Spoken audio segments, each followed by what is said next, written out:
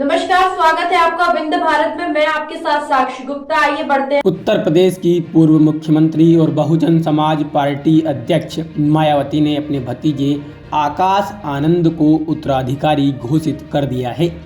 लोकसभा चुनाव 2024 से पहले मायावती ने बड़ी घोषणा की है। 5 राज्यों में हुए विधानसभा चुनाव के दौरान आकाश आनंद को बड़ी जिम्मेदारी दी गई थी।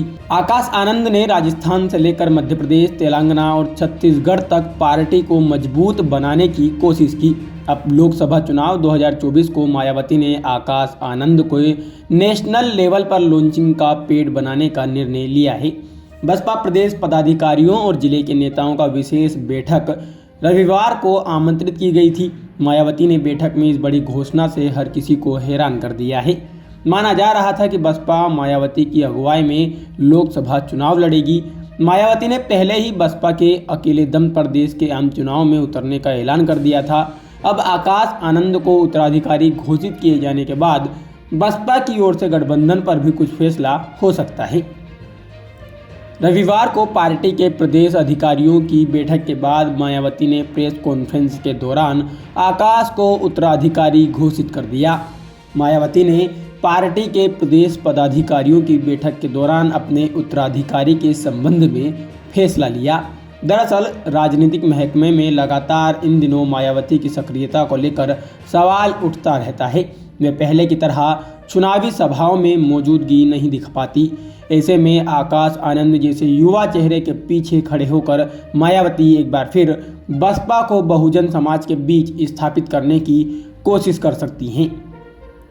लोकसभा चुनाव 2024 में बसपा ने एक बार फिर अपनी ताकत बढ़ाने की कोशिश करती दिखाई दे रही है। यूपी में पार्टी को विधानसभा चुनाव 2022 में बड़ी सफलता नहीं मिली, जबकि 2014 के लोकसभा चुनाव में शून्य पर सिमटने वाली बसपा ने 2019 में सपा के साथ गठबंधन कर 10 सीटों पर जीत दर्ज की थी। पार्टी 2019 से अधिक सफलता के लिए आकाश आनंद पर अधिक दाव लगा रही है। आकाश आनंद मायावती के भाई आनंद कुमार के बेटे हैं। आकाश ने लंदन से मास्टर्स ऑफ बिजनेस एडमिनिस्ट्रेशन की पढ़ाई की है। मायावती ने उन्हें वर्ष 2017 में राजनीति में लेकर आई। परिवारवाद के खिलाफ हमेशा बात करने वाली मायावती ने कभी अपने भाई आनंद कुमार को तरजीह नहीं दी, लेकिन विरासत की राजनीति को आगे बढ़ाने के लिए उन्होंने अपने भतीजे आकाश आनंद को आगे किया। मायावती ने 2017 में हुई सहारनपुर की रैली में आकाश आनंद को अपने साथ मंच पर लाया था। इसे आकाश आनंद की पॉलिटिकल लॉन्चिंग मंच भी कहा जाता है। इसके बाद से ही उन्हें मायावती के उत्तराधिकारी के तौर पर देखा जाने लगा। आखिरकार रविवार को उन्होंने इस संबंध में बड़ी घोषणा कर दी। बसपा में आकाश आनंद की लॉन्चिंग के बाद से कई बड़े फैसले देखे गए।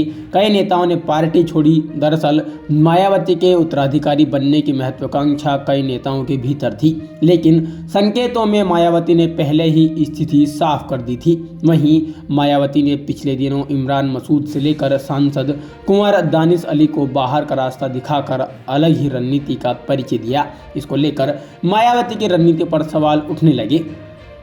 सवाल यह भी उठ रहा है कि क्या इन फैसलों के पीछे आकाश आनंद की कोई रणनीति या सोच तो नहीं है। आकाश आनंद की पॉलिटिकल लॉन्चिंग के बाद से बसपा का प्रदर्शन हर चुनाव में खराब होता गया।